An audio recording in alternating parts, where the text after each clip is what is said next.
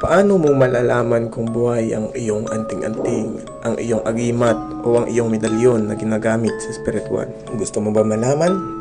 Pues huwag ka muna mag-scroll. Panoorin mo ang video na ito hanggang sa dulo. Bago ang lahat, ito ang channel ng Babaylan ni EJ, ang faith healer ng Negros Occidental. Kung bago ka pa lang sa channel na ito ay mag-subscribe ka na. Sa gayon ay palagi kang updated sa ating mga bagong i-upload na video. So, paano mo nga ba malalaman kung buhay ang iyong anting-anting o iyong tangan na gamit sa spiritual? Palagi nating tatandaan na iba-iba ang uri ng mga medalyon. Katulad ng Trispico Roma, Trispico Dignum, Atardar Medal, Satur, Tetragrammaton at marami pang iba ng mga medalyon. At iba-iba rin ang mga pamamaraan upang malaman kung para saan ba ang medal.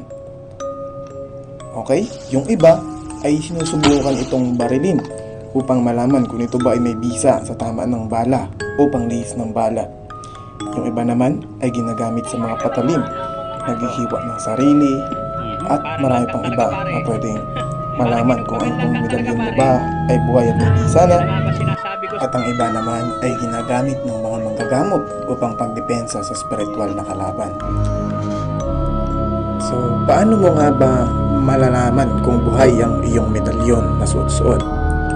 Hindi mo na kailangan barilin, hindi mo na kailangan hiwain ang iyong sarili. At hindi mo na kailangan pang maging manggagamot para malaman kung may bisa na ba ang iyong tangan o medalyon.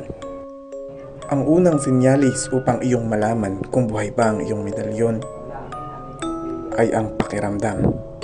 Kapag hinahawakan mo ito ay para ito tumitibok o parang may buhay ang iyong medalyon.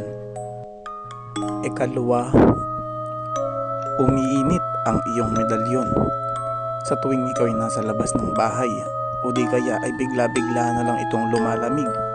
Ang ibig sabihin ay mayroong taong gustong tumangka sa iyong buhay at ito ay pahiwatig ng isang medalyon pag ito'y uminit o biglang lumamig. Ikatlo, pangangati ng iyong balat kapag suot mo ang iyong medalyon. Hindi ito pangkaraniwang pangangati, kundi minsan lamang kapag ikaw ay nasa labas ng bahay o meron kang nakakasalamuha na alam ng medalyon na ikakapahamak mo o nagtatangka sa iyong buhay.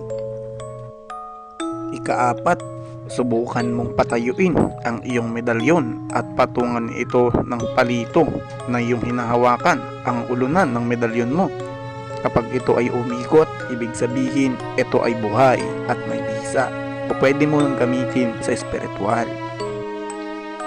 Ikalima, subukan mong idikit ang iyong medalyon sa taong sinasaniban at dito mo malalaman kung ito ba ay may bisa sapagkat ang pasyente ay magwawala kapag ito ay yung dinikit sa kanyang noo, dibdib o sa kanyang kamay. Ayan, kung alin dyan sa mga nabanggit at napakitang video ang iyong karanasan, masaya akong makita ito sa comment section, i-comment mo doon. Sa ganun ay malaman ko kung ano ang iyong karanasan. Kaya muli, mapagpalang gabi sa lahat. Maraming salamat sa inyong pagsusuporta at panonood sa Team Babaylan. God bless all. That's all. Thank you.